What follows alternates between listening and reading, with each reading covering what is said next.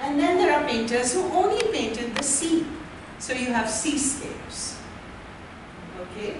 The stormy sea, the ship, in trouble, you know, who only painted boats and seas. That's all they painted. So everyone is a specialist. Then we have Ruisdael. Ruisdael who painted landscapes, not seascapes, but only landscapes.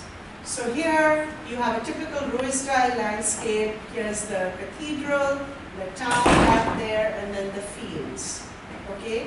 And a typical Dutch cloudy sky.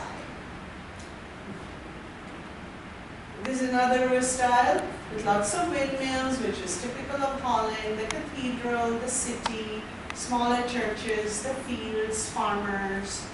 So he only painted landscapes. He never painted fruit, God forbid, or flowers. Okay, this is typical Ruisdael. Okay? And occasionally Ruisdael painted landscapes in the winter too.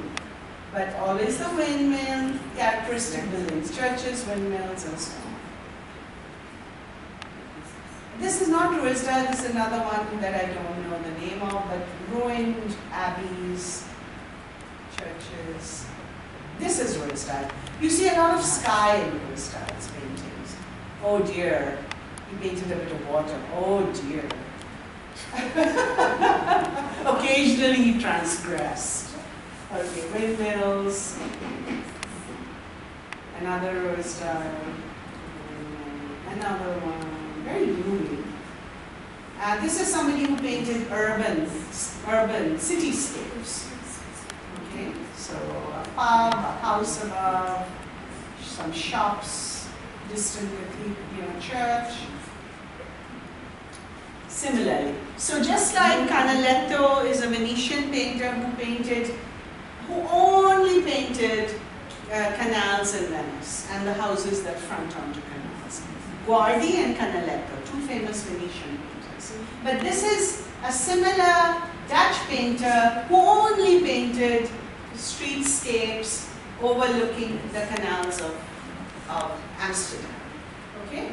So everyone's a specialist, and another landscape, a cityscape with the church, the cathedral, and other buildings. But you know, they give you a real sense of life at the time, which we don't have from the earlier periods, because the Renaissance and earlier art only showed kings or popes or noblemen, and didn't show ordinary people, never showed ordinary life. Here we know that the streets weren't particularly clean, that there were animals on the streets with the people, that there was dirt and trash thrown around. You get a real sense, almost of photographic authenticity from these paintings.